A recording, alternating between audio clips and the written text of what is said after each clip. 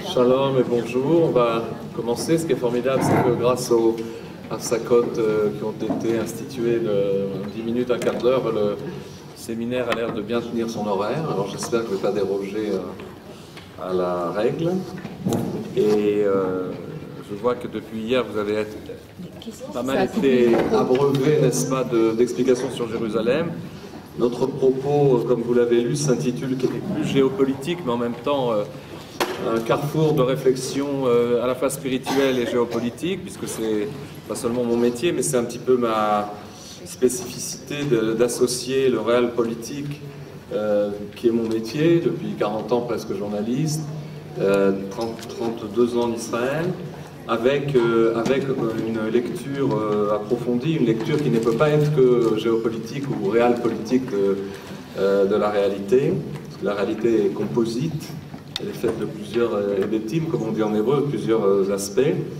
Et en fait, cette conférence qui s'intitule sur le papier La bataille de Jérusalem, comment l'islam et le christianisme tentent d'usurper la légitimité juive à Jérusalem, la légitimité israélienne et juive à Sion. En fait, cette conférence, j'aurais pu l'intituler de manière plus à plat, Jérusalem, Israël, Jésus et Ishmaël.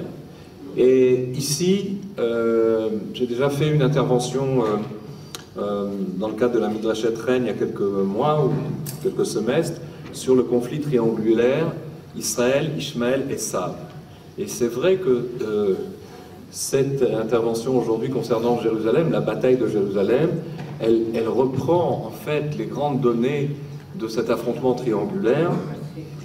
Et pour nous mettre un petit peu dans l'ambiance, je crois que je voudrais en introduction vous rappeler qu'à peu près il y a quelques 6 mois, au même moment où l'UNESCO réédité, à l'époque c'était la 3e résolution proclamant haut et fort que le peuple juif n'avait aucun rapport avec Jérusalem, et depuis ils en ont voté 2 autres, je crois qu'on en est à la 5e là en une année, au même moment où les majorités automatiques qu'on trouvait autrefois à l'ONU se sont réfugiées aujourd'hui à l'UNESCO. Ce sont les pays arabes et certains pays non alignés qui font la règle, quitte à affirmer des choses complètement fausses, à procéder par ce qu'on appelle un déni de réalité. Le négationnisme ne touchant pas seulement la question de la Shoah, mais là, dans cet aspect-là du peuple juif, son point central, Tzion, Yerushalayim, eh bien, au même moment où l'UNESCO rééditait ses mensonges et ses manipulations, j'ai été conseillé de regarder un site internet où on voyait, et je crois que je vous avais raconté cette anecdote peut-être, mais peut-être certains d'entre vous sont au courant de cela, au même moment vraiment, on voyait sur un clip de YouTube une Française de 40 ans, convertie à l'islam, habillée d'ailleurs avec non pas une burqa mais un voile qui lui donnait plutôt un air de bécassine puisqu'elle était très blonde avec les joues rouges et pas tellement musulmane, mais en tout cas se présentant comme agrégée de lettres des universités françaises, expliquait en 7 minutes, et alors franchement on écarquille les yeux quand on voit ça, que, comme l'a affirmé le prophète Mohammed, eh bien, la Terre, contrairement à ce qu'a dit la NASA, en son temps Galilée, vous voyez, on passe... Eh bien, la Terre est plate. Une agrégée de lettres des universités françaises, qui avait l'air très sensée au début dans son discours, et qui montre que... qui avance que le complot de la NASA, elle n'ose pas dire les Juifs sur YouTube, mais le complot des Américains, des Russes, et de la NASA et de tous les pseudo-scientifiques montrant une Terre ronde et essayant de prouver que la Terre est bien sphérique avec des photos, tout cela est un complot parce que, comme l'a affirmé Mahomet, la Terre est plate, et de citer un certain nombre de soi-disant preuves. Eh bien, quand vous voyez cette vidéo, d'un côté ça fait rire, oui, c'est la première réaction, et effectivement on dit elle est complètement frappée. parce que de toute manière, nous savons, nous, que des agrégés de lettres, des artistes peuvent être des nazis, n'est-ce pas? Ça s'est vu par le passé. Et donc, le fait qu'elle soit agrégée de lettres et qu'elle affirme de telles inepties n'est pas en soi une contradiction pour un cerveau un peu avisé. Or, à la deuxième lecture, parce que j'ai été quand même assez sidéré par cette image, et à la deuxième lecture, j'ai proposé à mon épouse de le voir le soir quand elle est rentrée, et nous avons vu ensemble, revu ensemble, moi j'ai revu pour la deuxième fois ces mêmes 10 minutes, et là j'ai été saisi, non pas d'un rire, mais d'une angoisse. Parce que je me suis dit que de la même manière que l'UNESCO affirme n'importe quoi, on est dans des temps de confusion où tout vaut tout, tout le monde parle, tout le monde dit n'importe quoi, les islamistes entre autres, et puis eux, ils ont des objectifs, et ils ont leur agenda, comme on dit en hébreu. Eh bien, dans ces temps de délire verbal et de confusion, le petit problème avec des gens comme ça, c'est côté court, ça a l'air d'être une thèse scientifique, entre guillemets, scientifique, qui remet en cause tout l'acquis de l'humanité. Et donc, d'une certaine manière, c'est un retour à la barbarie, on peut dire, au niveau conceptuel. D'affirmer avec les sourates du Coran et les paroles du prophète que la terre est plate. Il faut quand même le faire.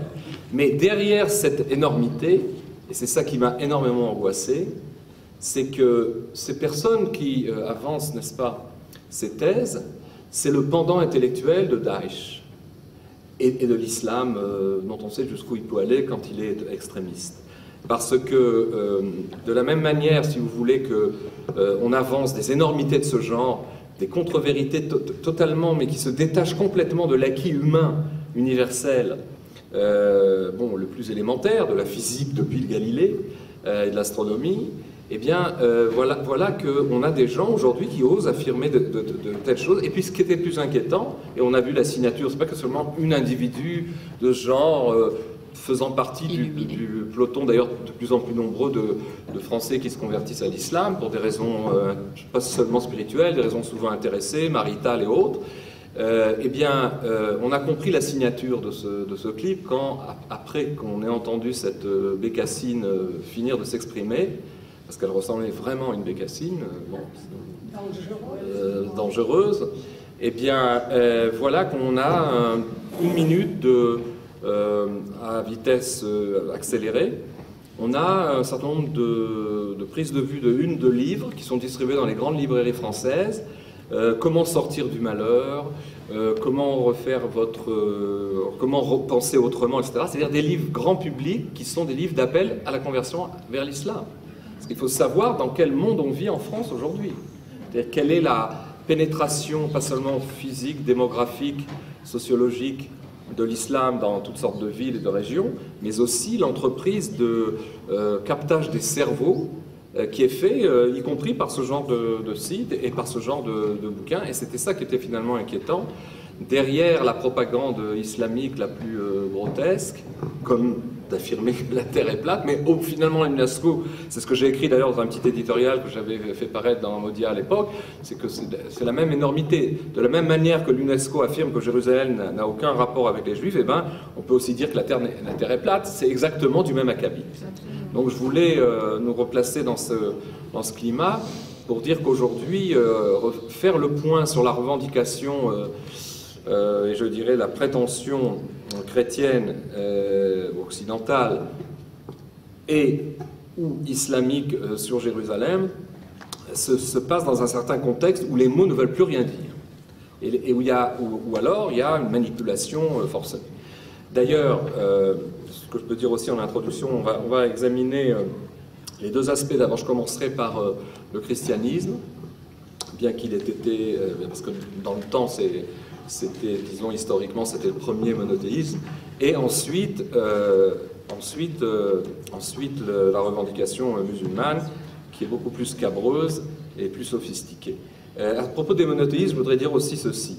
On a trop, dans certains cercles, si vous voulez, y compris juifs, on parle toujours, justement, je l'ai fait un petit peu pour nous mettre l'eau à la bouche, on parle toujours des trois monothéismes, comme si que chacun, comme d'ailleurs on parlera dans certains textes de la ville des trois religions, qui est un concept inventé par les chrétiens d'ailleurs, repris à leur compte par les arabo-musulmans parce que ça leur ouvre certaines portes de propagande, mais le concept visant à associer les trois monothéismes est complètement erroné, pour une raison que le professeur André Neher avait rappelé dès à la fin des années 60, au moment où déjà on accusait dans les médias Israël, puisqu'il était revenu à Jérusalem, qu'il était revenu non pas dans les frontières d'Auschwitz, où il pouvait espérer survivre, mais qu'il avait retrouvé la Judée-Samarie, retrouvé Hebron, Bethléem et Shrem, et bien sûr Jérusalem. C'est à ce moment-là que l'Occident s'est un petit peu réveillé en s'affolant, en disant finalement le retour des Juifs sur leur terre, c'est pas le 52e État des États-Unis, mais c'est quelque chose qui a une vocation un peu plus biblique. On a eu ce renversement de tendance, c'est que le Goliath arabe est devenu le David palestinien, et qu'Israël, qui était le David de la région, a été présenté comme le Goliath. C'était toute l'inversion de sens. Et surtout, à cette époque-là, c'est ce à quoi je voulais en venir, l'idée que si vous voulez, la présence juive en Israël, qui n'était pas simplement une présence de survie d'un État refuge, mais avec un contenu hébraïque, un contenu juif, eh bien, c'est quelque chose qui a complètement alarmé l'Occident. Et alors, on a vu sur certains plateaux, dans certains débats, toute une, je dirais, une conception du fait que c'était la ville, Jérusalem était la ville des trois monothéismes, des trois religions, etc. Or, le professeur Neher, à cette époque, et que j'ai eu le plaisir de connaître même dans les quelques dernières années de sa vie, avait répondu d'emblée à tous ces détracteurs qui disaient que le sionisme est un expansionnisme, puisque ça a été le jeu de mots de l'extrême gauche et d'autres encore, et même dans la grande presse française et européenne, on nous accusait d'être des occupants, des expansionnistes. Bien, lui, il avait expliqué, il avait réfuté, je crois que c'est un argument qui est très important par rapport au débat d'aujourd'hui, il avait dit qu'on ne peut pas mettre sur le même plan le monothéisme juif avec les deux autres monothéismes. D'abord, il y a une question non pas de halakha, mais de doctrine théologique. Vous savez que le Rambam affirme par exemple qu'un juif peut se rendre dans une mosquée parce que ce n'est pas idolâtre, bien que le Ramban contredit, et le Zohar contredit ces données en disant qu'il y a dans l'islam une forme spirituelle d'idolâtrie. La soumission au Mektoub, c'est aussi, dans les formes qu'elle prend, une forme d'idolâtrie. Il y a tout un débat, mais ce n'est pas notre débat maintenant. En tout cas, l'intérêt de cette réponse du professeur Neher, c'était de dire la chose suivante. Et déjà dans les années 70, je ne sais pas si vous vous rendez compte, hein, ça date, mais ça reste très vivant. Il disait ceci: contrairement aux deux autres monothéismes qui sont partis de leur centre, qui était, pour ce qui est du christianisme, avant d'être Rome, ce fut Constantinople, en tout cas parti de Rome, pour ce qui est du christianisme, partie de la Mecque et de Médine pour ce qui est bien plus tard de l'islam, ces deux monothéismes, qui sont des prosélytismes, ont en fait une conception du temps comme étant, surtout dans l'islam, celle de la conquête de l'espace et de la conversion forcée. Et à partir d'un centre, qui était donc soit Rome, soit la Mecque et Médine, eh bien, les deux monothéismes historiques, qui sont les deux grands monothéismes du christianisme et de l'islam, sont partis à la conquête de la géographie, de l'espace, d'empire et des âmes. Le sable et le goupillon, ou si vous préférez, le cimeterre et le goupillon, ou en tout cas le cimeterre et la conversion forcée. Eh bien, à l'inverse, disait le professeur Neher, donc, de cette force qui est en fait une force centrifuge à partir d'un centre. Voilà une religion qui se fait empire et qui devient, et qui veut s'étendre et qui veut convertir des âmes en conquérant des espaces. Et combien d'espaces, pour nous rappeler que la conquête chrétienne en Amérique latine ou en Europe ou en Afrique, enfin, vous savez bien toutes ces choses-là, ça a été toute une littérature aussi. Eh bien, à l'inverse, le monothéisme juif, lui, qui était dans son centre à Jérusalem et qui en a été chassé par l'histoire, la première puis surtout la seconde destruction du temple, qu'on va commémorer dans une semaine, ce jour même de Tisha B'Av, dans une semaine. Et ça fait 1949 années, ça fera 1949 années que nous avons été chassés de notre centre et de notre terre, et que la force historique qui nous a animés, ça n'était jamais le prosélytisme. Vous savez combien le judaïsme est hostile à la conversion, et je dirais, et rend la conversion difficile. Non pas hostile, mais disons que c'est pas une religion de prosélytisme, bien sûr. Et c'est encore moins une religion de conquête de l'espace, contrairement à ce qu'on dit dans les colonnes du Monde ou de Libération, expansionnisme, parce que la dynamique de notre histoire, ça a été la suivante, à l'inverse de la force centrifuge du christianisme et de l'islam, le judaïsme a été animé par une force centripète aux quatre coins de la terre où nous étions exilés. Toute notre histoire a consisté à vouloir revenir dans notre centre, à vouloir donc revenir de l'extérieur vers notre intériorité qui s'appelle Israël, Sion, Yerushalayim. Et notre histoire, si vous voulez, est animée par un ressort inverse.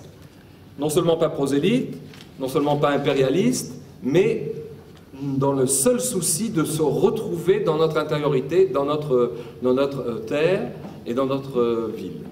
Et je crois que c'est important déjà, franchement, le professeur Neher, en disant cela, couper court, si vous voulez, à tous les débats qu'on entendait déjà sur les plateaux de télé et qui ont été depuis complètement exacerbés et qui paraissent commettre des évidences, à savoir qu'il y aurait un point commun au monothéisme contre la barbarie, il y aurait contre, par exemple, les délires des naturalistes ou des postmodernistes, il y aurait des points effectivement communs aux trois monothéismes, il y aurait une plateforme qui serait de préserver la civilisation, etc. Alors, c'est un autre débat, mais j'en veux pour preuve. C'est vrai qu'il est un peu fondé, parce que je me souviens d'un jour, dans un autre plateau de ce genre, avoir entendu un de ces postmodernistes mettre en cause non pas seulement le judaïsme, mais Abraham, le fondateur donc, du premier monothéisme, en disant qu'Abraham a été le premier homme totalitaire, parce qu'en inventant, dixit cette personne, en inventant donc le Dieu unique, non seulement créateur du ciel et de la terre, mais manifestant sa providence dans l'histoire, puisque ce sont les deux noms d'Hachem, le nom Elohim, créateur donc du monde avec un ordre naturel des choses, mais aussi Yudke Vavke, le nom de 4 lettres, qui est le Dieu de l'histoire, qui fait sortir Israël d'Égypte, et qui invente la liberté humaine. Eh bien, ces inventions, selon cette personne, causaient la dégradation, si vous voulez, de l'humanité, parce qu'elle la livrait aux guerres des soi-disant 3 monothéismes. Or, à tout bien réfléchir, on pourrait faire le total des guerres et des années et des siècles de sang versé par le christianisme et l'islam, et on s'apercevrait que, en ce qui concerne Israël, même si nous avons dû mener des guerres pour prendre possession de notre pays, qui d'ailleurs n'aurait pas dû avoir lieu, il y a toute une série de raisons qui font que Yoshua a dû faire la guerre, mais à part ces moments-là, et certaines guerres menées par les rois d'Israël, le peuple d'Israël n'a fait des guerres que pour pouvoir exister et revivre, et certainement pas pour pouvoir s'imposer aux autres. Alors une fois qu'on a dit ça, on va rentrer, si vous voulez, un petit peu dans le vif du sujet, avec la revendication de l'islam. J'ai sous les yeux, je vais faire ça en deux points. J'ai sous les yeux la revendication, du christianisme, puisque je traite la chose chronologiquement. Et ensuite, on parlera de l'islam. J'ai sous les yeux le texte d'un compte-rendu de réunion qui s'est tenu à la fin des années 90, c'était donc après les accords d'Oslo, qui s'est tenu à Beyrouth. C'était la conférence des églises du Moyen-Orient. Ça s'est tenu en 96 avec une deuxième session l'année d'après. Et en fait, je suis tombé sur ce document et je vais vous en livrer un petit peu le contenu parce qu'il nous révèle, j'allais dire, le fin du fin de la position de l'Église sur la question de Jérusalem. Et voici comment le compte-rendu commence, et puis après je vous délivrerai quelques extraits des résolutions qui ont été prises. Et après on essaiera, ça c'est le premier point, on essaiera de voir où est la revendication chrétienne par rapport à Jérusalem. Et oui, je voulais avant, et ça on va le détailler, et ça vous le savez déjà, et peut-être que les autres intervenants l'ont fait avant moi, dire que à la fois la différence et la comparaison qu'on peut faire entre la revendication du christianisme et celle de l'islam par rapport à Jérusalem, c'est que Israël a, comme l'avait dit notre maître Léon Ashkenazi Manitou, eh bien, que Israël a avec le christianisme un conflit sur la terre, sur le ciel, pardon, un conflit théologique, qui est un conflit de savoir qui est le vrai Israël, et est-ce que ce sont eux le nouvel Israël, ou est-ce que c'est au contraire nous qui continuons l'histoire d'Israël. Donc un conflit théologique, alors qu'avec l'islam, on aurait un conflit beaucoup plus terre à terre, un conflit sur la terre. Donc dans ce principe que Manitou rappelait souvent dans ses cours sur conflit triangulaire entre Israël, Ishmaël et Sar, ou Israël, Ishmaël et la chrétienté, je répète, l'axiome c'est que avec le christianisme, on a un conflit sur le ciel, un conflit théologique, un conflit de doctrine religieuse, alors qu'avec Ishmaël, on aurait seulement un conflit territorial. Bon, ça c'est l'axiome. Alors, on va essayer de voir si ça se vérifie au travers, je sais plus, de la géopolitique et de ce qui se passe depuis... finalement, on peut affirmer aussi que jamais depuis qu'Israël est revenu sur sa terre, et surtout jamais depuis que Tsahal et le peuple juif a repris possession de Jérusalem en 67, voilà, 50 ans, jamais autant le monde ne s'est intéressé à Israël et à Jérusalem. Et ça me rappelle l'axiome qu'avait lui aussi résumé David Katarivas, qui était l'un de mes chroniqueurs dans le Jérusalem Post, édition française, que j'avais créé, que j'ai dirigé pendant 7-8 ans, au début des années 90. Il avait dit quand Israël éternue, le monde s'enrhume. En reprenant le slogan de 68 art, de mai 68, quand Renault éternue, la France s'enrhume. C'était la base. Et en fait, il avait aussi expliqué que la quantité de colonnes de journaux, on pourrait dire aujourd'hui de pellicules, de films ou de hits internet concernant Israël et surtout Jérusalem est inversement proportionnelle à sa surface. C'est-à-dire que plus... Et pourquoi ? C'est parce que le peuple d'Israël a refait irruption dans l'histoire, pas seulement en 48, pas simplement en revenant sur sa terre il y a plus d'un siècle et en créant l'État d'Israël, en recréant l'État d'Israël en 48, mais surtout en rentrant chez lui à Jérusalem en 67. Et là, c'est ça, si vous voulez, qui a d'ailleurs causé toutes les manifestations les plus profondes, comme par exemple l'antisémitisme, l'antisionisme, qui sont la même chose, comme la fameuse conférence de presse de Gaulle en novembre 67, qui en fait manifestait l'inquiétude d'un grand dirigeant occidental par rapport au retour et à l'actualisation du passé biblique d'Israël. Puisque rappelez-vous ces mots, pas seulement sur de lui dominateur, ce peuple, mais ce peuple à la grandeur déchue, etc. Tout d'un coup, un homme d'État de la dimension de Gaulle, plutôt comme symptôme, c'est pas lui qui m'intéresse, tout d'un coup remarque que le peuple juif reprend à son compte ses objectifs bibliques, son passé qui se transforme, c'est le vave conversif, c'est-à-dire ce qui a été pourrait être. Et donc c'est la grande inquiétude et le grand mépris de l'Occident. Et donc il faut avoir conscience de cela parce que l'Occident n'a cessé, depuis que le peuple juif est revenu sur sa terre, de rejeter de l'huile sur le feu, du conflit a priori seulement territorial. Maintenant il a des allures aussi religieuses, évidemment, avec des groupes comme le Hamas ou Daesh, mais le conflit territorial, s'il n'était que territorial entre Israël et Ishmaël, en fait a été aggravé, a été, je dirais, empiré par l'attitude du christianisme, pas simplement par du fait de ses sympathies pro-palestiniennes, vous allez voir dans ce document, mais aussi parce que géopolitiquement, théologiquement, le retour des Juifs dans leur pays et dans leur capitale est une contradiction par rapport au dogme chrétien. Alors, il ne serait plus le Vérus Israël, puisque le vrai Israël biblique, hébraïque, celui de la Bible, c'est celui qui revient dans Jérusalem. Et donc, tout ce qu'ils ont raconté sur le nouvel Israël, le vrai Israël, la nouvelle alliance, puisqu'on a été enterré 2 fois, non seulement dans l'Ancien Testament, mais aussi dans un testament. C'est un testament, mais il est ancien. Et donc, si vous voulez, tout ce dogme, ces dogmes qui s'encastrent les uns avec les autres du christianisme, s'effondrent devant l'évidence que le peuple juif est redevenu souverain dans sa capitale. Vous allez voir dans ces textes que je vais citer brièvement, la position officielle du Vatican, qui est d'ailleurs celle de la France, comme par hasard, fille aînée de l'Église, qui suit, n'est-ce pas, le Saint-Siège depuis fort longtemps. La position officielle de la France, et surtout du Vatican, c'est que Jérusalem doit avoir ce qu'on appelle un corpus separatum, c'est-à-dire un statut spécial, non territorial, administré par la communauté internationale, ou d'ailleurs, et par l'Église, où le christianisme possède de nombreuses propriétés ici, et si vous voulez, donc, Jérusalem doit avoir un statut spécial. Alors, je vais vous lire quelques...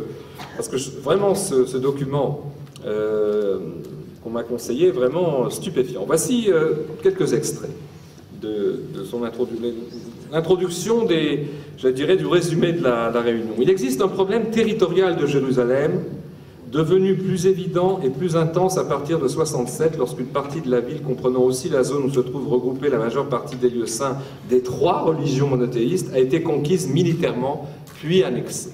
Voilà. Ça, c'est exprimé en termes géopolitiques. Il y a donc une force qui s'est imposée et qui a annexé la ville des 3 religions. Et il rappelle que le Saint-Siège a toujours demandé que cette question territoriale soit résolue de manière équitable et par des négociations. Si ce n'était que ça aurait été bien. Je vous signale que l'un des envoyés du Saint-Siège ici, le Monseigneur Capucci, pour ceux qui se rappellent de son nom, au début des années 70, il a transporté, comme Arafat qui avait transporté des armes dans sa Mercedes en rentrant de Tunis à Gaza, mais là on n'a pas pu les prendre parce qu'il s'agissait d'Arafat, Monseigneur Capucci, qui était patriarche latin de Jérusalem, a transporté des armes pour l'OLP dans les années 70, et il ne faisait aucun doute que tous les envoyés du Saint-Siège et du Vatican en Israël étaient des pro-palestiniens, mouvakim, complètement acquis à la cause palestinienne. D'autres passages, parce qu'on ne peut pas faire un travail seulement... Qui a écrit ces passages? Là, c'est la conférence, ça s'appelle, je vais vous dire exactement, ça s'appelle la conférence sur Jérusalem en juin 96, donc 3 ans après les accords d'Oslo, où donc toutes sortes de... le patriarche latin de Jérusalem, qui s'appelait à l'époque Monseigneur Michel Sabat, et d'autres chrétiens à la fois d'Europe et du Moyen-Orient se sont rencontrés pour justement donner le point de vue de l'Église par rapport au processus d'Oslo, où on commençait à discuter du statut de Jérusalem. Et un autre extrait, il existe cependant un autre aspect de Jérusalem qui, dans la perspective du Saint-Siège, va bien au-delà de la simple question territoriale. Écoutez ça, il s'agit de la dimension religieuse de la ville, de la valeur particulière qu'elle revêt pour les croyants juifs, chrétiens et musulmans qui y résident, et pour les croyants juifs, chrétiens et musulmans du monde entier. C'est-à-dire, on avance dans ce concept-là, l'idée que d'abord on sait on est censé savoir que ça vaut de manière égale pour les 3 religions monothéistes, mais ce qui nous intéresse, le Saint-Siège, c'est pas seulement la question territoriale, parce qu'ils n'y peuvent pas grand-chose, comme disait Staline, quand on a dit à Staline le Vatican, il a dit, ah bon, le Vatican, puissance diplomatique, combien de divisions? Évidemment, le Vatican ne peut pas grand-chose sur le plan géopolitique, mais la dimension religieuse. Et alors voici comment il le détaille. Il est important de faire remarquer que dans la présentation de ces requêtes, le Vatican a toujours insisté également sur une autre question, qui est subsidiaire à celle-là, c'est-à-dire l'aspect religieux, qui dans les conditions particulières de Jérusalem est jugé d'une importance fondamentale à Rome, précisément en relation avec la sauvegarde de l'identité de la ville sainte.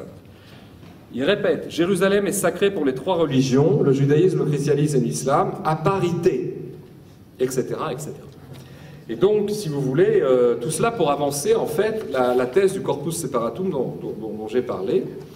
Et voici comment conclut ce document, le corpus central de ce document. Il dit ceci. Il semble important et fondamental d'expliquer ce que le Saint-Siège entend par l'expression « sauvegarder l'identité de Jérusalem » ou ce qu'il entend par « garantie », puisqu'il veut des garanties. Alors, il dit ceci. Doivent être préservées les caractéristiques historiques, matérielles de la ville, ses caractéristiques religieuses et culturelles, comme si elles étaient mises en cause, alors que depuis que Israël gère Jérusalem et est souverain à Jérusalem, il n'y a jamais eu autant de liberté religieuse, comme vous savez. Doivent être préservés les lieux saints qui s'y trouvent, avec la protection des droits de la liberté de religion, etc., comme si c'était mis en cause. Il s'agit, conclut-il, le texte, en substance, de préserver et de mettre en valeur l'identité de la ville sainte de manière globale et dans tous ses aspects. On ne considère pas comme suffisante, par exemple, la simple extraterritorialité des lieux saints, etc., etc. L'identité de la ville comporte une dimension sacrée qui n'est pas simplement celle des lieux ou de moments pris individuellement, mais sans lien avec les communautés respectives. C'est une dimension sacrée qui englobe l'ensemble des lieux et des communautés. Alors là, je voudrais décrypter ces paroles qui ont l'air un peu juridiques. C'est que on a là, si vous voulez, c'est vraiment Esav qui avance avec ses sabots fendus pour montrer qu'il est cachère, derrière un prétexte d'universalisme et d'égalité, de parité. En fait, on a là une stratégie qui vise à mettre en question la souveraineté juive sur cette ville.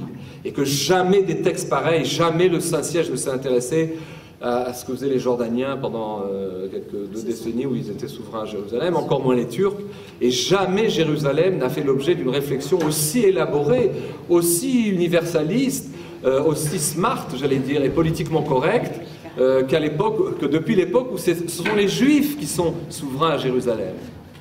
Et comme le disait le colonel Lepic, qui est un colonel de la Légion étrangère française qui a écrit un extraordinaire livre sur Tsahal, il raconte qu'au premier jour de la guerre des 6 jours, Moshe Dayan convoque, il était ministre de la Défense en 67, il convoque Yitzhak Rabin, chef d'état-major, et le général de la région centre, Uzi Narkis, il les convoque dans la petite enclave de Harat Sofim, d'où on voyait le mont du Temple. Et il transmet au chef au chef de l'armée de la région centre, Narkis, et au chef d'état-major Rabin, la consigne du gouvernement, donc Lévi Eshkol de l'époque, c'est qu'en aucune manière et pour aucun prix, Tsahal ne rentrera dans Jérusalem. Jérusalem, la vieille ville, en tout cas la vieille ville de Jérusalem, est mise hors de sujet du conflit. Et pourquoi? Parce que justement, là aussi, ça montre un petit peu le côté très influençable du leadership israélien de l'époque. Parce que c'est la ville des 3 religions, on va avoir toutes les nations sur le dos, il n'est pas question de rentrer dans Jérusalem. Bon, vous connaissez comme moi le récit qui a été fait par Narkis lui-même dans un livre traduit en français sur la bataille de Jérusalem, celle de 67, où il montre qu'en fait, il n'y a pas eu de consigne du gouvernement de rentrer dans la vieille ville. Ce sont les combats qui en ont décidé, parce que les Jordaniens ont tiré, c'est vrai, alors ils ont fait l'erreur de nous agresser et qu'on a riposté, mais il n'y a pas eu la consigne de rentrer, c'était naturel, c'est-à-dire que ça s'est fait par la force des choses, certains diraient le doigt du destin, le doigt de Dieu, mais ça s'est fait sans aucune consigne du gouvernement, ça s'est fait de manière spontanée, autonome, à la colline des munitions, dans notre quartier, là, près de l'ONU, évidemment dans Jérusalem. Et nous sommes revenus à Jérusalem parce qu'il fallait rentrer à la maison, et c'était comme ça. Et donc je faisais cette parenthèse pour vous dire que cet événement extraordinaire des retrouvailles avec Jérusalem a été vraiment un événement traumatique pour le christianisme. Alors on va passer aux conclusions maintenant. Qui sont les suivantes, c'est que dans ce document, l'Église de Rome demande un statut spécial. Donc le 14 novembre suivant, ils ont fait une déclaration pour demander un statut spécial à Jérusalem, qui doit, si vous voulez, je vais vous dire, même les choses sont encore plus incroyables, c'est que cette réunion a été suivie par un appel de Jérusalem, donc lancé par cette conférence de Beyrouth, patronné donc par le Conseil des Églises du Moyen-Orient. Et voici ce qu'il demande. Et vous allez voir que déjà c'est beaucoup plus rarif. La question de Jérusalem est pour nous essentielle. Face à elle, nous ne représentons pas des factions. Personne ne la revendique en son nom propre. Nous appartenons tous à Jérusalem. C'est-à-dire, tout le monde il est beau, tout le monde il est gentil.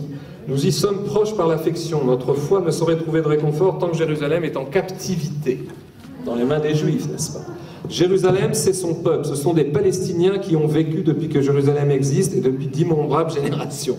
Ça fait penser à cette phrase d'Arafat qui avait dit en partant de Beyrouth aux journalistes de Libération qui l'interrogeaient sur le paquebot français affrété par Mitterrand qui l'amenait à Tunis.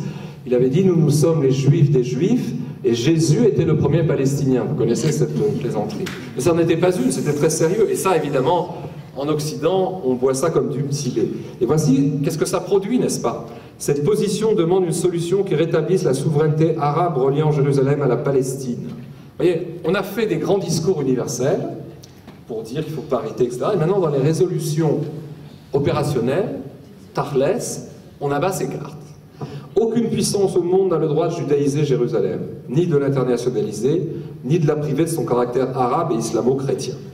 À ce titre, je voudrais rappeler l'expression employée sans cesse, encore maintenant, à la fois par l'autorité palestinienne, mais aussi par le Hamas, qui parle de la judaïsation de Jérusalem. Donc ils sont pas allés très loin, ils sont allés chercher ça chez les chrétiens. Et moi, ça me fait rigoler, parce que est-ce on reproche aux chrétiens, au monde catholique, de christianiser Rome ou d'avoir christianisé Constantinople, sans parler de tous les empires qu'ils ont christianisés? Et est-ce qu'on reproche aux Saoudiens de coraniser la Mecque et Médine? Bien non, nous, à Jérusalem, nous sommes dans notre ville, dans le respect d'ailleurs de la pluralité des cultes, mais c'est notre ville. Et qu'on n'aille pas, comme l'UNESCO l'a fait en parlant de la Terre plate, n'est-ce pas, contester tout lien entre le peuple juif et Jérusalem, parce que c'est exactement l'inverse qui est vrai. On verra tout à l'heure, le Coran ne cite pas une seule fois dans son texte écrit le nom de Jérusalem, alors qu'il est cité plus de 650 fois dans le Tanakh, sans parler de l'expression de Sion, qui est citée près de 280 fois. Bref, la réalité et les textes parlent d'eux-mêmes. Et donc, vous vous rendez compte? Aucune puissance au monde n'a le droit de judaïser Jérusalem ni de l'internationaliser. Nous sommes indignés par les provocations qui poussent les habitants de Jérusalem, les chrétiens comme les musulmans, à immigrer. C'est-à-dire, nous, on chasse, n'est-ce pas? Jérusalem devient une ville confisquée, alors que sa vocation, son histoire et sa signification, c'est d'être un lieu de rencontre pour tous. Et il dit ceci: il y a un peuple, le peuple palestinien, dont l'existence et l'avenir sont menacés. Ne les abandonnez pas dans leur tribulation. Jérusalem est un lieu de rencontre entre les peuples. Ne permettez pas qu'elle devienne une place vide où reviennent des souvenirs. C'est l'Église qui a écrit ça? Oui, l'Église. Ne permettez pas qu'elle demeure une place vide où reviennent des souvenirs, c'est-à-dire le spectre du juif errant qui est maintenant rentré chez lui, c'est ça les souvenirs, ou un musée de lieux saints sans âme qui vivent. Et il dit ceci: à partir de notre engagement pour la cause de Jérusalem, nous appelons tous les chrétiens et tous les musulmans du monde à soutenir les droits des Palestiniens. Nous appelons les nations du monde, les Nations Unies, leurs agences et les différentes organisations ONG à aider les institutions palestiniennes à Jérusalem afin qu'elles développent leurs infrastructures, etc., etc. Nous appelons les gouvernements arabes et l'autorité nationale palestinienne, c'est-à-dire ce qu'on appelle l'autorité palestinienne, à unifier leur position concernant Jérusalem. En tant que force d'occupation, Israël doit cesser toute action qui ferme Jérusalem à sa population. Les violations israéliennes des droits de l'homme arabes, des droits de l'homme arabe, une certaine manière d'être homme, comme dirait Manitou, et les violations contre les lieux saints musulmans et chrétiens n'auraient pu se produire sans le soutien de différentes puissances internationales, alias les États-Unis, etc., etc. Et voilà, donc, voilà pour ce qui est de ce texte. Alors, ce que je voudrais, avant de passer à la revendication musulmane, c'est que, sur le plan, si vous voulez, de la démarche, cette position de l'Église illustre tout à fait la position, j'allais dire, pas seulement de la typologie d'Esav, c'est-à-dire de l'Occident, mais cet Occident chrétien qui se veut laïque, et dont les institutions comme l'Union européenne, par exemple, aujourd'hui, se démarquent.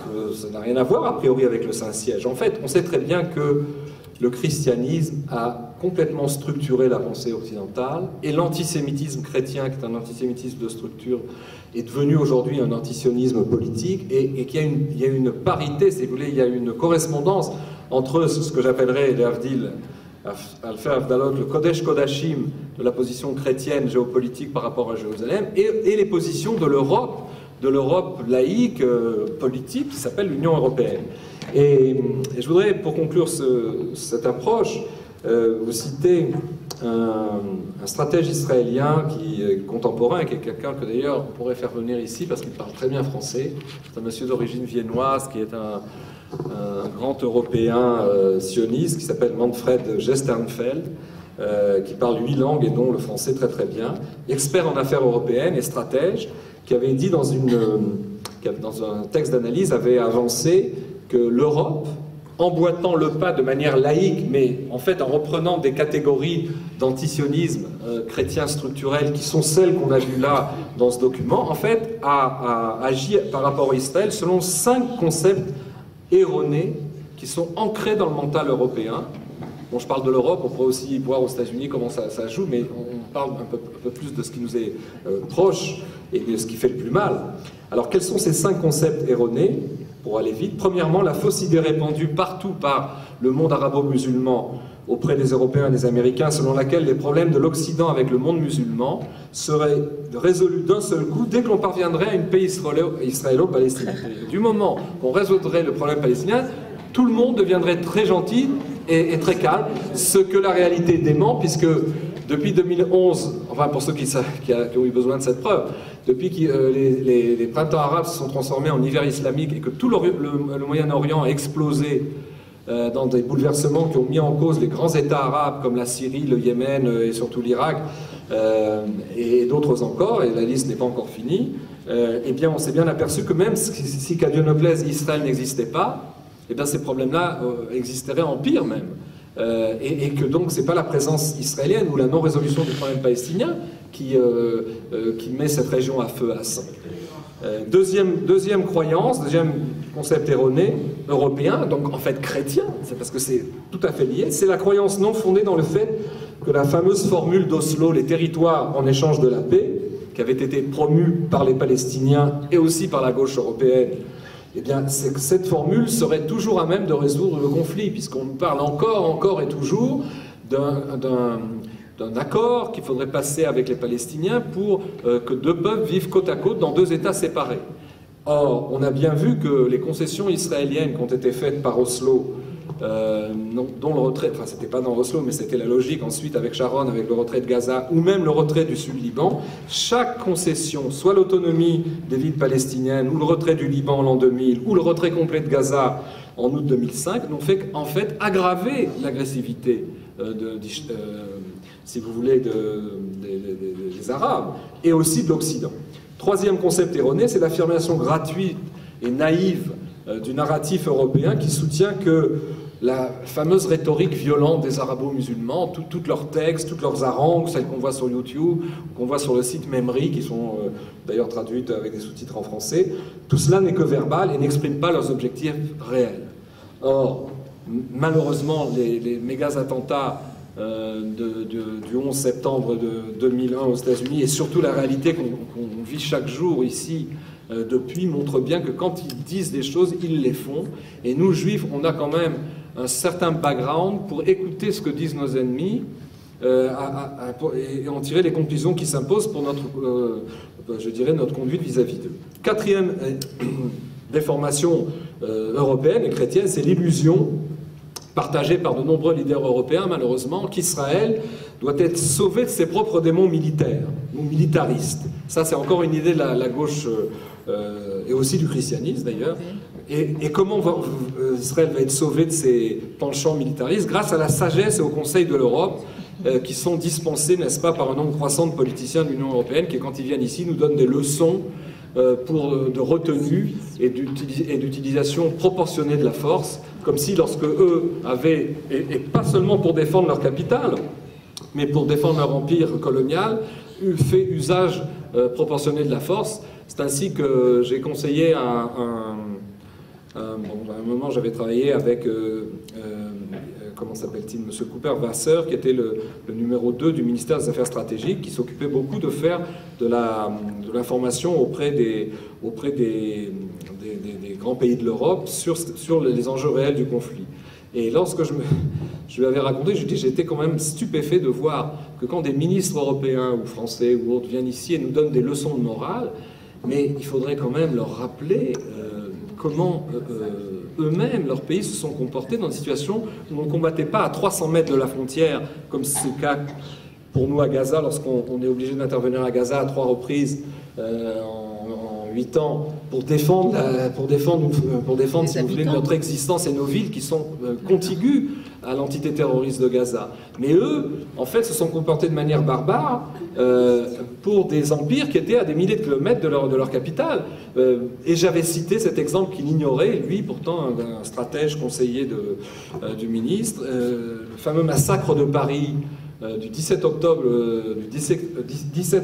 de 61, où il y a eu, la police française a arrêté, a fait une razzia dans les milieux nationalistes algériens de la capitale et dans les banlieues, et où le lendemain on a retrouvé, ils ont été certains sélectionnés, certains mis dans des prisons et dans des camps disons, de détention provisoire, mais on a quand même retrouvé le lendemain matin une 60aine de cadavres d'Arabes qui avaient été achevés dans les commissariats et qui flottaient sur les quais de la Seine. Et ça, c'était à Paris en 61, alors que la sécurité à Paris n'était pas menacée comme la nôtre ici à Jérusalem par la présence terroriste. Donc de quoi on parle? Cinquième errance, cinquième préjugé tiers-mondiste, préjugé justement qui est très prégnant dans les élites politiques et idéologiques européennes, qui vient d'ailleurs de leur sensibilité et de leur culpabilité coloniale et des processus qui ont suivi, qui ont été très douloureux de la décolonisation, à savoir que le fait que les peuples ex-colonisés sont forcément des victimes. Donc les Palestiniens qui s'apparentent au monde arabe, ben c'est comme les Algériens, c'est des victimes, et tous ceux qui osent résister à ces victimes sont des oppresseurs et des barbares. Et voici les catégories, si vous voulez, par lesquelles fonctionne le mental européen, qui s'inspire de la compassion chrétienne, parce que, pour prendre les choses même encore plus pointues, pendant la dernière guerre de Gaza, les Palestiniens ont fait des montages vidéo montrant les enfants tués par les Juifs, parce qu'il y a aussi ce mythe qu'ils ont inventé de fait que les Juifs sont des tueurs d'enfants. Il y avait à l'époque les empoisonneurs de puits, et aujourd'hui c'est aussi les tueurs d'enfants. Et ça, c'est un mythe qui fait fonctionner la compassion chrétienne de manière terrible. C'est-à-dire que les Arabes savent manipuler l'opinion européenne et occidentale parce qu'ils savent qu'elle agit et qu'elle a un mental qui est hérité du christianisme. Juifs, tueurs d'enfants. Et ça, c'est quelque chose qui est malheureusement des fonctionnements automatiques. Alors, j'en ai terminé, si vous voulez, avec juste une phrase. C'est que il faut savoir, c'est ce que dit notre tradition, lorsque Yaakov revient de chez son oncle Lavan et qu'il rencontre Esav, lequel Esav s'approche de lui avec 400 hommes armés, et que Yaakov craint que cette rencontre avec son frère 20 ans après ce qui s'est passé, c'est-à-dire sa perte du droit d'aînesse et la bracha que lui, Yaakov, a hérité de leur père commun Israël, il craint que Yaakov ne veuille supprimer sa famille. Et il lui fait, comme vous le savez, une stratégie en 3 étages, la prière, des cadeaux et se préparer à la guerre. Et en fait, les choses se passent autrement. Et Esav, tout d'un coup, a l'air de vouloir se raccommoder, c'est simplement une apparence, avec Yaakov. Et je voudrais citer deux choses qui sont un enseignement qui doit nous éclairer, je crois, aujourd'hui dans la confrontation avec le christianisme et l'Occident. C'est que dans l'un des versets commentés par Rashi, où justement on voit que Esav embrasse Yaakov, en fait il ne voulait pas l'embrasser, il voulait l'étrangler, et le Midrash raconte que le cou de Yaakov s'est durci et qu'il n'a pas pu l'étrangler, et Rashi ramène Rabbi Shimon Bar Yochai dans le Zohar, qui énonce cette phrase que vous connaissez, Esav sonné et Yaakov. Zot alacha, c'est même dit comme ça. Zot alacha chez Esav sonné et Yaakov. Ça veut dire, comment traduisons? C'est pas une alacha du Shulchan Aruch. Alacha, c'est une donnée de l'histoire, c'est une marche de l'histoire, c'est une tendance de l'histoire. C'est ça que ça veut dire Zot alacha. Que donc Esav, l'Occident, déteste Yaakov, Israël. C'est-à-dire que c'est une donnée structurelle de l'histoire. Alors attention. J'ai oublié de le dire parce qu'on ne peut pas tout dire en introduction. Tout ce que nous disons ce soir n'efface évidemment en rien. Ça concerne la généralité, le problème pris dans ces généralités. Ça ne concerne pas les milliers, voire les centaines de milliers d'individus chrétiens et sans doute musulmans qui sont de bonne foi dans leur foi, qui ne sont pas des tueurs ou des impérialistes, et qui ne sont pas forcément des gens qui en veulent aux Juifs. Ce dont nous parlons ici, ce sont des tendances globales. Et c'était important, j'aurais dû le dire tout à l'heure, quand Rashbi dit Esav sonnait et Yaakov, c'est une tendance de l'histoire. Mais, et encore une fois, ça ne met pas en cause la foi profonde d'un certain nombre de personnes qui d'ailleurs aujourd'hui interrogent, comme Manitou l'avait très bien montré, interrogent leur propre lecture de la Bible par la lecture hébraïque de la Bible et qui, tout en gardant leur foi, se posent des questions très sérieuses sur le rôle politique joué par le christianisme, fort négatif au demeurant. Donc si vous voulez, là, je trouvais que c'était important de le dire. Et puis, l'autre citation que je voulais faire pour conclure sur ce point, c'est que il y a la rencontre de Séhir. Esav propose à son frère de rencontrer, de l'accompagner, de faire route commune, et Yaakov refuse en disant que mon Seigneur passe devant moi, et nous nous rencontrerons à Séhir. Et en fait, Rachi saute sur l'occasion et nous dit une chose extraordinaire que nous vivons aujourd'hui.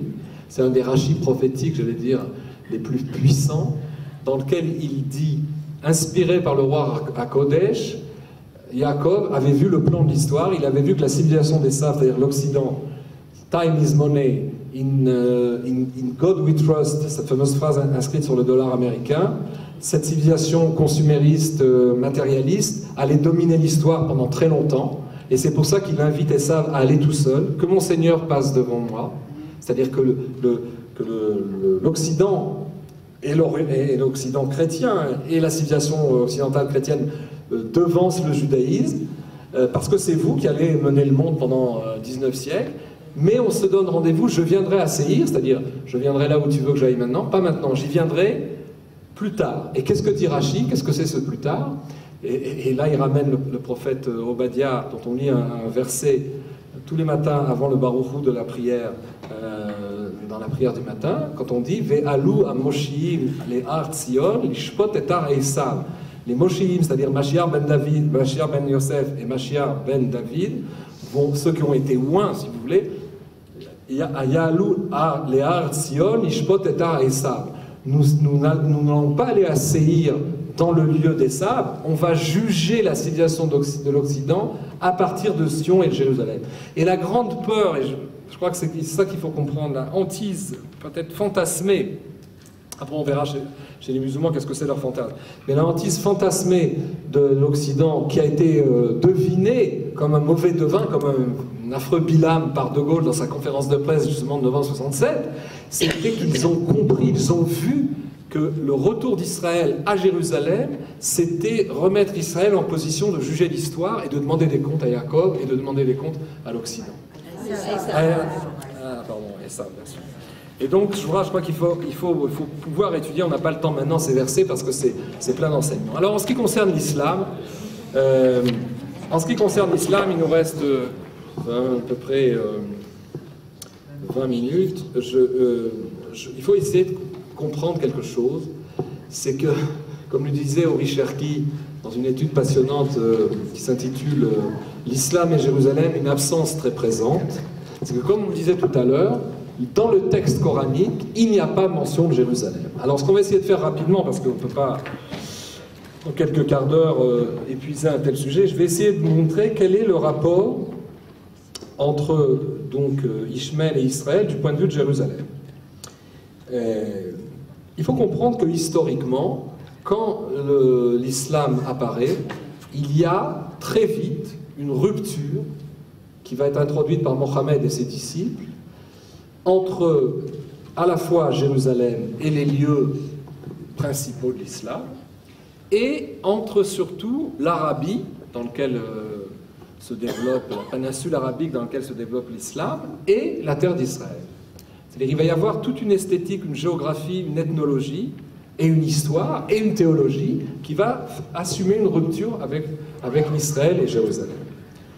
Et alors, quel est concrètement, vous avez sans doute entendu parler de cela, lorsque Mahomet, dans la période, sa période productive, c'est-à-dire entre 610 et 622 de l'ère commune, il va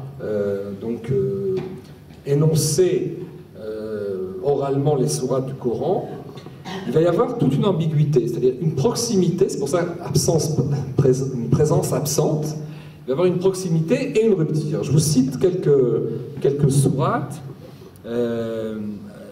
La sourate 116, qui dit ceci, c'est très ambigu, vous allez voir. Et d'ailleurs, le monde arabe, après son ambiguïté, va sortir, va faire la rupture, et aujourd'hui, le retour des Juifs, c'est ça qu'il faut comprendre, le retour des Juifs sur leur terre, dans leur capitale, introduit chez eux une espèce de doute ontologique qui n'est pas encore, qui s'exprime pas encore comme tel, parce que Daesh, le Hamas ou les autres, on n'a pas l'impression qu'ils ont beaucoup de doutes. Mais si vous voulez, il y a une espèce de retour du refoulé, avec le retour des Juifs, il y a un retour du refoulé qui en fait est lié à cette rupture formelle qu'a faite Mahomet, à la fois dans le texte et dans la sociologie de cette religion islamique, à l'époque donc du 7e siècle. Alors voici ce que dit la sourate 116. Certes, nous avons élu les fils d'Israël en pleine connaissance sur le monde, et nous leur avons fourni des signes où se trouve une épreuve évidente, un peu éclectique. Alors, Mahomet parle ensuite dans une autre sourate 133 de la Terre Sainte avec ses contrées orientales et occidentales. Alors, occidentale, ce serait peut-être Israël, orientale, ce serait peut-être l'Arabie, ça on verra après. Et alors, surtout, au cœur de toute cette mise en place, il y a la 17e sourate qui évoque la montée au ciel de Mahomet sur son animal fantastique qui s'appelle le Bourak.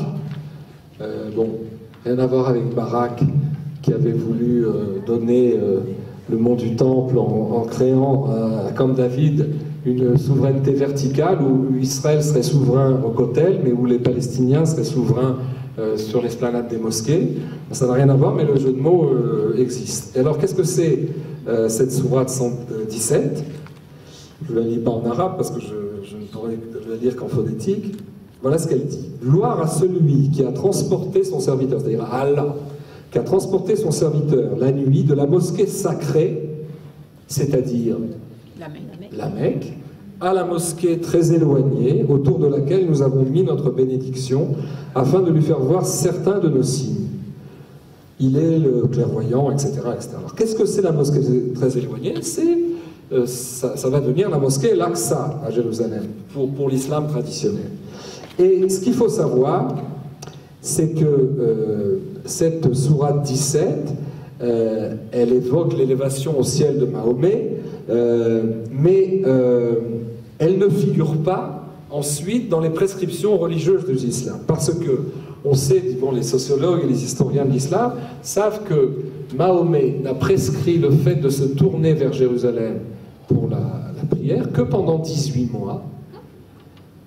Les 18 mois où, géopolitiquement et militairement, il était en train d'essayer de convertir les Juifs, et où il a inventé un argument, je dirais, de démagogie religieuse, en disant « on va accepter de se tourner vers cette mosquée très éloignée, qui n'est pas du tout l'essentiel, pendant un certain temps, pour montrer aux Juifs qu'on reconnaît aussi Jérusalem, pour essayer de les convertir. » Et ensuite, ça a été complètement abandonné.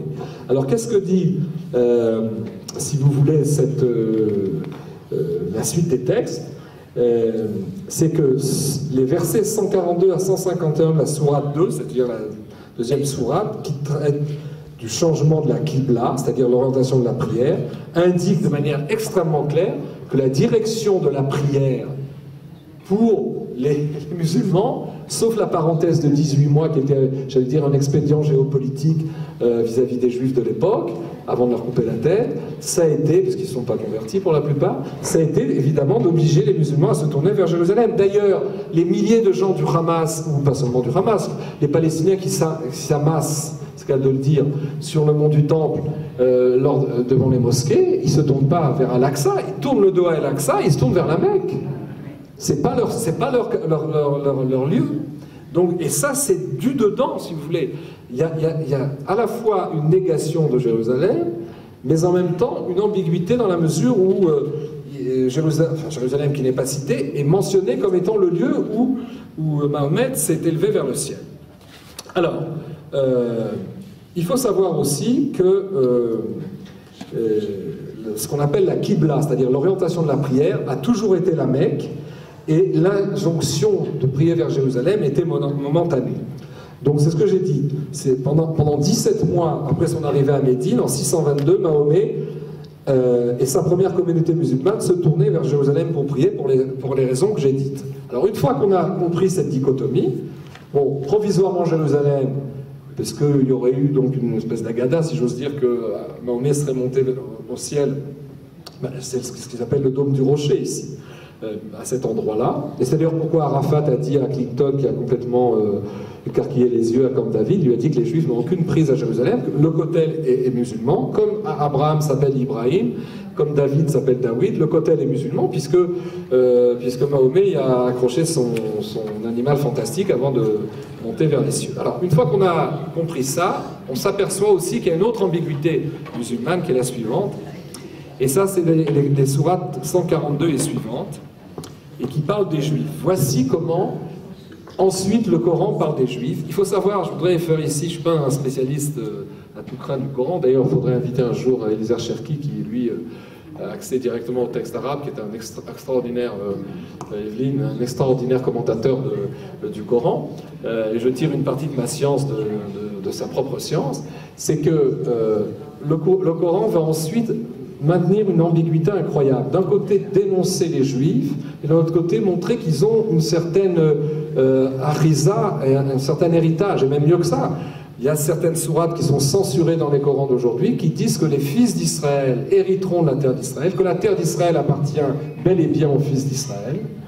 Un imam jordanien, il y a 1 an et demi, a fait sensation en s'adressant aux Palestiniens en disant « Vous êtes des menteurs, vous savez très bien que nos thèses disent que c'est les enfants d'Israël qui vont hériter. » Alors quelle est la polémique? C'est que qu'est-ce que répondent les Palestiniens? Ils disent « Les Juifs d'aujourd'hui, c'est pas les descendants des enfants d'Israël. » Mais bon, on ne va pas rentrer dans ces considérations. Voilà ce que dit la sourate 142 et suivante. « Les faibles esprits parmi les gens vont dire « Qui les a détournés ?» C'est-à-dire, qui a détourné les musulmans, qui a détourné les Juifs, pardon, de la direction de la prière vers laquelle ils s'orientaient auparavant? Alors la réponse, c'est à Allah qu'appartient le levant et le couchant. Il guide qui il veut vers le droit chemin. Et il dit ceci dans la sourate 144. Certes, nous te voyons tourner le visage en tous sens dans le ciel, mais nous te faisons donc orienter vers une direction qui te plaît. Tourne donc ton visage vers la mosquée sacrée, c'est-à-dire la Mecque, où que vous soyez, tournez-y vos visages. Certes, ceux à qui le livre a été donné savent bien que c'est la vérité venue de leur Seigneur, et Allah n'est pas inattentif à ce qu'ils font.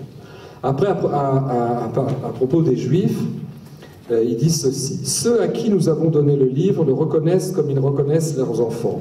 Or, une partie d'entre eux, c'est-à-dire les Juifs, cachent la vérité alors qu'ils la savent. La vérité vient de ton Seigneur. Ne sois donc pas de ceux qui doutent, à chacun une orientation vers laquelle il se tourne. Où que vous soyez, Allah vous ramènera tous vers lui, etc., etc. Et d'où que tu sors, tourne ton visage vers la mosquée sacrée, et où que vous, c'est-à-dire la Mecque, et où que vous soyez, tournez vos visages afin que les gens n'aient pas d'argument contre vous. Sauf ceux d'entre eux, c'est-à-dire les Juifs, qui sont de vrais injustes. Ne les craignez pas, mais craignez-moi, etc., etc. Donc, on a bien, si vous voulez, ici une rupture qui va ensuite s'affirmer, mais je n'ai pas le temps de le développer, qui va s'affirmer de manière géopolitique et sociopolitique, parce que, à part le texte du Coran, qui d'ailleurs n'est pas commenté, il est peut-être commenté oralement, mais il n'y a aucune, si vous voulez, le texte du Coran se lit, mais ne se discute pas. Eh bien, on touche là vraiment au cœur du problème, parce que l'islam va petit à petit se détacher et de la référence biblique d'Eretz Israël et de Jérusalem, et va devenir, si vous voulez, une religion a priori monothéiste, puisque c'est Allah et son prophète, mais qui est une religion empreinte de paganisme arabique, avec toute une série j'allais dire, de textes et de pratiques surtout et d'habitudes qui lient les musulmans de l'Arabie Saoudite, ou enfin en tout cas de la péninsule arabique, ça s'appelait comme ça à l'époque, à des divinités locales, à une ethnologie religieuse qui est complètement locale, arabique, et plus du tout RS israélienne, en quoi que ce soit. Et donc l'histoire et la géographie du Coran vont s'implanter en terre arabique, en terre arabe. Et donc, comme on le dit Eliezer Sharkey, je cite ici, le choix de la Mecque contre Jérusalem, c'est d'abord le choix de l'Arabie et de son monde, et c'est dans ce contexte arabe bédouin que dorénavant va se déployer cette nouvelle religion monothéiste. Donc c'est ça qu'il faut comprendre. C'est-à-dire une racine religieuse de texte, mais un ancrage géopolitique. Or, quel est l'éthos bédouin de l'Arabie saoudite? Eh bien, et là c'est toutes sortes de références qui sont données. C'est d'abord, explique Eliezer Sharkey, la razzia, la rapine érigée en mode de vie. C'est l'exaltation du lien tribal poussé à l'extrême, au-delà de toute valeur de justice. C'est l'exaltation d'une sensualité débridée dans la passion comme dans la vengeance, d'où la pratique de la vendetta et de l'honneur familial. C'est aussi la pratique de l'infanticide féminin. Imaginez-vous qu'il a été relevé qu'on enterrait des filles nouvellement nées lorsqu'elles étaient en surnombre dans les tribus. C'est une pratique qui avait été combattue et interdite par l'islam, mais dont il est resté la relation à la femme comme un objet servile, mais parce que ça existait à un certain moment. On jetait les premières-nées filles quand elles étaient trop nombreuses. C'est aussi une vision binaire du monde entre nomade et sédentaire, où c'est seul le nomade, le peuple supérieur, qui est libre de toute contrainte, et un ethos bédouin, si vous voulez, qui aboutit à une religion qui est justement qui n'est pas seulement monothéiste. Et voilà comment conclut Eliezer sur ce plan. Plus encore, d'un côté, l'islam va certes tenter de modifier, d'adoucir et humaniser ou même interdire certaines pratiques bédouines idolâtres, mais en même temps, il va sacraliser tout ce qui en restera en lui donnant le cachet de l'absolu et de la révélation divine. Alors, conclusion, en ce qui concerne Jérusalem, on disait tout à l'heure en amenant la doxa de Manitou, qui est tout sauf une doxa parce qu'il l'a longuement expliqué, mais que le conflit avec Israël serait un conflit sur la terre. Or, depuis que justement Israël est revenu à Jérusalem, le conflit avec l'islam est devenu aussi un conflit, donc peut-être pas sur le ciel, mais un conflit territorial, religieux. Aujourd'hui, la seconde intifada, la première intifada, elle s'appelait l'intifada des pierres. La seconde, c'était l'intifada El-Aqsa. Et aujourd'hui, il nous ressasse avec Al-Aqsa est en danger, etc. Mais Arafat avait lui-même compris que le lien religieux à Jérusalem était le moyen de mettre l'Occident dans sa poche pour montrer que les Juifs occupaient un lieu auquel ils n'avaient pas droit. Et donc, c'est pas très nouveau. Mais ce qu'il faut comprendre, c'est ça le plus intéressant, c'est que le retour d'Israël dans cette ville, de la même manière que pour les chrétiens, c'est un retour qui contredit leurs dogmes les plus forts. Pour ce qui est, si vous voulez, du monde arabe, le retour des Juifs à Jérusalem, c'est pas simplement un outrage, parce que toute terre musulmane, par le passé, comme le reste des restes d'Israël, doit nécessairement rester islamique, mais c'est parce que à Jérusalem, si vous voulez, l'islam a, comment dirais-je, a ancré son troisième lieu saint en pensant jamais qu'aucune autre ethnie, aucune autre religion n'allait pouvoir le concurrencer.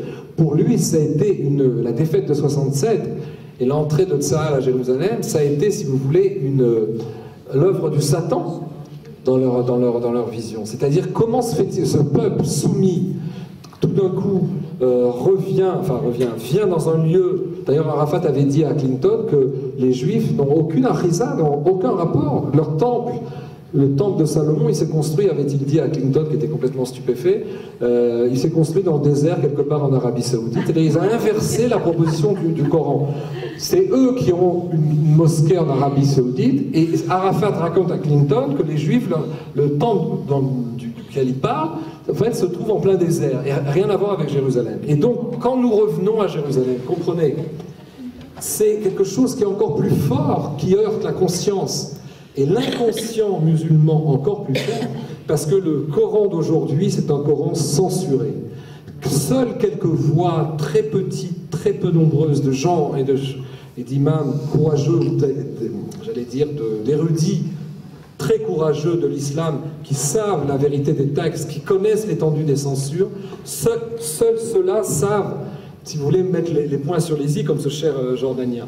Mais ce qui se passe, c'est que dans l'islam en général, il y a une espèce d'inconscient collectif qui tremble littéralement devant le retour des Juifs à Jérusalem. Parce que Si ce retour n'a pas duré 1 mois, 2 mois, 1 an, 50 ans maintenant, bon, ils disent que de manière les croisés, eux, ils ont tenu 80, etc. Ils font des comparaisons, ils essayent de se rassurer en faisant cette comparaison historique mal à propos. Eh bien, malgré tout, l'islam, dans son inconscient, il y a, si vous voulez, la conscience qu'il y a une censure, et la conscience qu'il y a une vérité, d'une harisa des Juifs sur Jérusalem, et en fait, cette rage exprimée par l'islam aujourd'hui, et cette haine, et ce dogmatisme haineux, si vous voulez, exclusiviste, excluant complètement les autres de tout droit sur Jérusalem et le mont du Temple, ça exprime une insécurité profonde parce qu'il y a la connaissance inconsciente que leur texte est manipulé, qu'il y a une dichotomie et que, si vous voulez, c'est en fait le retour des Juifs à Jérusalem pour les musulmans, c'est le retour du refoulé de leur propre texte. Et donc vous comprenez combien c'est... il y a quelque chose de profond. D'ailleurs, j'ai sous les yeux un livre que je voudrais vous citer, donc je vous recommande, je ne sais pas si on peut trouver les études d'Eliezer Cherki facilement, parce que nos textes parlent du retour d'Ishmaël, du retour de la Teshuvah d'Ishmaël.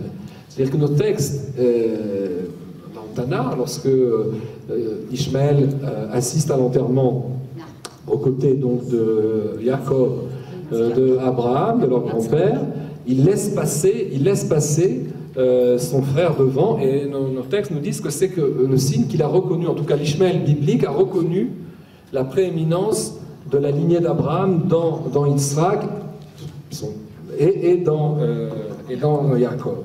Et figurez-vous que donc, le Zohar surenchérit en disant que les fils d'Ishmaël, à la fin des temps d'exil, lorsqu'Israël affirmera ses droits et héritera de la terre, comme d'ailleurs le dit le Coran censuré, eh bien, les fils d'Ismaël feront teshuvah, c'est-à-dire qu'ils décrocheront du conflit sur la terre, et ils seront de manière collective. C'est intéressant parce que la teshuvah qui est ici décrite, j'ai pas le temps d'approfondir, c'est très inverse, c'est l'opposé de ce qui est dit à propos de Esav, parce que Esav, il y a des individus qui feront teshuvah, il y en a beaucoup aujourd'hui dans le christianisme, soit qui gardent leur foi, soit des Bnei Noach, soit des gens de très bonne foi, ou même quelquefois des convertis.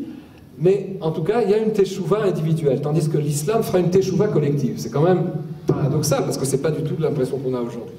Or, pour le comprendre, je vous recommande un bouquin, si vous arrivez à le trouver, chapeau, parce que c'est un bouquin qui a exactement 50 ans, il a été écrit en 67, par Eliane Amadou-Ledi Valassi, Zichrona Libracha, qui s'appelle Yitzhak, gardien de son frère. Un petit bouquin de 80 pages qui est un joyau qu'il faut absolument lire et qui explique les dessous psychanalytiques et inconscients du conflit entre Israël et Ishmaël, et notamment sur Jérusalem, où elle explique, je ne vais pas commenter le livre maintenant, où elle explique que comment dirais-je, l'inquiétude d'Ishmaël et son inaptitude à pactiser avec Israël tient en fait à son rapport au féminin. C'est-à-dire que le rapport d'Ishmaël, la conception du masculin et du féminin dans l'islam est tellement catastrophique, conflictuel, oppressant, que en fait c'est ça qui fait barrage. Donc c'est une structure ontologique, ethnologique, psychologique et donc géopolitique, c'est une structure du dedans de l'islam, et théologique aussi, qui barre la route à le fait de considérer Israël comme un autre valable et un partenaire valable. Et en fait, cette question, Yitzhak, gardien de son frère, elle revient à la fin de ce livre magistral, qui est extrêmement facile à lire d'ailleurs. Ce n'était pas un livre trop psychanalytique, hein. Franchement un livre très abordable. Mais il y a 50 ans, d'avoir une clairvoyance par elle montre, en lisant les versets justement de l'errance de Yitzhak, qui à l'approche d'Eliezer avec sa future femme Rivka, va aller sur les lieux où avait été exilé Agar avec son fils Ishmaël, et il va essayer de trouver une femme à Ishmaël, parce que Yitzhak se rend compte qu'Ishmaël s'est mal marié, qu'il a un rapport vicié au féminin, et que si on répare, s'il y a un tikkun, qui n'est pas pour demain dans les sociétés arabes, du rapport à la femme et au féminin, eh bien il y aura c'est ça qui fait le barrage à une éventuelle entente avec Israël, et c'est tout un sujet en soi. En tout cas, je vous recommande le livre. Je voudrais dire, pour conclure en 1 minute, c'est que donc la bataille de Jérusalem, qui est devenue le leitmotiv du monde arabo-musulman et aussi de l'Europe contre Israël, en fait, a des causes historiques et socio-psychologiques dans les deux monothéismes que j'ai essayé d'effleurer, parce qu'il faudrait une étude avec des textes beaucoup plus profondes que celles que j'ai parcourues. C'est donc, si vous voulez, c'est au-delà de l'actualité, au-delà des hot news et des journaux télévisés, c'est quelque chose qui est tout à fait structurel. Et en fait, on va retomber sur nos pieds, parce que si on rapproche ce que j'ai dit en introduction, le fait que de toute manière on a un conflit sur la terre avec Ishmaël, même si aujourd'hui il prend les apanages, il s'affuble d'un aspect religieux, la vérité décryptée par Léon Ashkenazi, enfin qui s'appuie sur de nombreux midrashim et de nombreux textes, c'est une vérité d'autant plus évidente que justement elle est corroborée par le fait qu'à la fin des temps d'exil, oui, Ishmaël fera tchouva, parce qu'un conflit sur la terre, même quand il prend des allures fanatique, radical, islamique, en fait c'est un conflit qui peut se résoudre parce que chacun revient les pieds sur terre d'une certaine manière, alors que le conflit avec l'Europe, avec le christianisme, c'est un conflit qui est irrésolu, insolvable, pardon, parce qu'il est un conflit théologique. Et voici à ce titre, et je le cite toujours parce que j'engage, et j'ai déjà fait devant une partie de cet auditoire, les personnes à se procurer les livres d'un socio-psychologue français qui s'appelle Jean-Claude Milner, qui a écrit il y a 7 ans un livre qui est vraiment le bouquin, je l'ai relu d'ailleurs 3 fois depuis 7 ans, qui a écrit un livre qui s'appelle Les penchants criminels de l'Europe démocratique, que je vous recommande d'acheter et de lire, et je vous recommande, contrairement à ça, dans lequel on peut rentrer très facilement, de passer les 40 premières pages du bouquin, parce que c'est un peu lacanien, mais dès que vous rentrez dans la géopolitique du bouquin, et vous apercevez une chose extraordinaire, c'est qu'il donne les clés de décryptage de la haine d'Israël occidentale aujourd'hui. Et je vais vous juste lire 5-6 lignes de la conclusion de son bouquin, donc je répète, ça s'appelle « Les penchants criminels de l'Europe démocratique », Jean-Claude Milner, aux éditions Verdier. Et voici ce qu'il dit, en parlant de ce qu'il appelle l'instant 1945, donc quand l'Europe s'est créée après 1945, et que, comme l'avait dit Elie Wiesel, les alliés, c'est-à-dire les Américains et la Grande-Bretagne, une partie de la résistance française associée aux Russes, ont défait militairement le nazisme, mais Wiesel nous avait lancé un avertissement magistral il y a quelques années en disant « mais cette défaite militaire du nazisme n'a pas empêché les forces d'Auschwitz d'être toujours vivantes en Europe. » Parce que les forces d'Auschwitz, elles sont nées, si le nazisme, il est né sur un terreau européen qui n'a pas été éradiqué par la victoire militaire des Alliés. Et voici ce que dit Milner à propos de la question juive et de l'anti-judaïsme structurel de l'Europe, qui est non seulement celui du Vatican, et on peut comprendre que quand le drapeau bleu et blanc flotte sur Jérusalem, ils deviennent fous, ces Romains, n'est-ce pas? Ce qu'elle veut dire. Voici ce que dit Milner. Ce que les experts politiques européens depuis 1815 tenaient pour un problème si difficile à résoudre, à savoir la fameuse question juive, avait du même coup disparu, en fumée. Les choses sérieuses pouvaient commencer après 1945. Aujourd'hui, le chemin est parcouru. L'Europe est présente au monde au point de s'y arroger des missions. On pourrait dire l'Europe et le Vatican. Une entre autres, faire régner la paix entre les hommes de bonne volonté. Or, de ces derniers, cependant, les Juifs ne font pas partie. C'est qu'ils portent en eux la marque ineffaçable de la guerre. C'est-à-dire de la culpabilité. C'est-à-dire que l'Europe accuse les Juifs d'Auschwitz. Vous nous avez collé l'opprobre d'Auschwitz. On a été assassinés, brûlés, mais maintenant on est vilipendés parce que c'est à cause de nous qu'il y a eu Auschwitz. C'est à cause de nous qu'ils portent cette cicatrice. Et donc, une autre, entre autres, faire régner la paix entre les hommes de bonne volonté. De ces derniers, cependant, les Juifs ne font pas partie, c'est qu'ils portent en eux la marque ineffaçable de la guerre. Et l'Europe, héroïne de la paix en tout lieu, ne peut que se méfier d'eux, les Juifs, où qu'ils soient. Elle ne peut être que profondément et structurellement anti-juive. Et il explique pourquoi ensuite l'Europe est si hostile à Israël au niveau même de ses valeurs. L'Europe du mariage pour tous, l'Europe, si vous voulez, de la supranationalité, évidemment, ne peut que s'opposer aux valeurs patriotiques d'Israël, aux valeurs de reconnaissant la place de la famille et d'une structure familiale héritée des schémas bibliques. Et il dit ceci, parce qu'en dernière instance, le non-juif dans ses continuités, le nom Shem, non-juif, c'est-à-dire le Shem Israël, dans ses continuités, rassemble les 4 termes que l'humanité de l'avenir à l'européenne souhaite vider de tout sens en tournant radicalement le dos à l'essence du message biblique, à savoir les relations homme-femme, parents-enfants. C'est-à-dire que la crise et l'opposition du christianisme d'abord, mais aussi de l'Europe aujourd'hui, elle est, si vous voulez, axée sur une lecture très profonde des thèmes sociologiques et sociaux qui traversent l'Europe. Je ne sais pas si vous avez saisi cette explication qui est très profonde, c'est que Milner, qui est un homme de l'étude de la Torah, il va jusqu'à dire que l'Europe aujourd'hui essaye de détruire les 4 termes du nom qui est écrit ici, de Yud-Ke Vav-Ke, parce que justement un des commentaires du Zohar dit la chose suivante, c'est que Yud, He, Vav-Ke, Yud, c'est l'une des milliers d'explications qu'on peut donner sur le tétragramme, qui est un peu hors de notre portée. Yud, c'est le père, le premier Yud. He, c'est la mère. Vav, c'est le fils. Et He, le dernier He, c'est la fille. C'est-à-dire la relation père-mère, homme-femme, pour avoir une descendance fille-garçon, dans le cadre de la cellule familiale que nous connaissons. Et ce que l'Europe met en cause aujourd'hui, c'est qu'en faisant donc, comme dit Milner, éclater le nom de Dieu, c'est cette continuité biblique, et c'est bien ça le fond, j'allais dire presque mystique, mais le fond de leur opposition au retour des Juifs à Jérusalem, pour y planter pas simplement le drapeau bleu et blanc d'Israël, mais le drapeau de la morale et je dirais de la tradition biblique.